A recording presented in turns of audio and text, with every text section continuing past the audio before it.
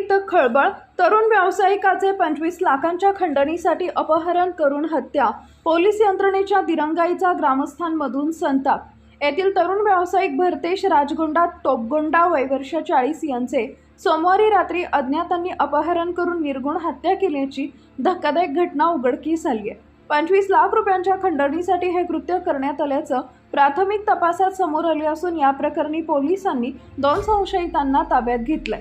सोमवारी रात्री 9च्या सुमारास भरतेश टोपगोंडा यांचे अपहरण करण्यात आले। अपहरणकर्त्यांनी भरतेश यांच्याच मोबाईलवरून त्यांच्या चुलत भावाला फोन करून 25 लाख रुपये घेऊन येण्यास सांगितले, मात्र त्यानंतर त्यांचा फोन बंद झाला। घाबरलेल्या ग्रामस्थांनी तातडीनं जयसिंगपूर पोलीस ठाणे गाठून घटनेची माहिती दिली आणि फोन रेकॉर्डिंगही ऐकवले, मात्र पोलिसांनी मिसिंगची नोंद करून उद्या बघू असं म्हणत तपासात दिरंगाई केल्याचा आरोप ग्रामस्थांनी केलाय। पोलिसांकडून प्रतिसाद न मिळाल्यानं ग्रामस्थांनी स्वतः पोलीस पाटील प्रशांत नेचकर यांच्यासह शोध मोहीम राबवली। फेरीमाळा रस्त्यावरील उसाच्या फडात भरतेश यांची गाडी आणि चप्पल सापडली। त्या ठिकाणी दुसऱ्या व्यक्तीचा मफलर आणि बूटही आढळून आले, ज्यामुळे तिथं मोठी झटापट झाल्याचं स्पष्ट झाले।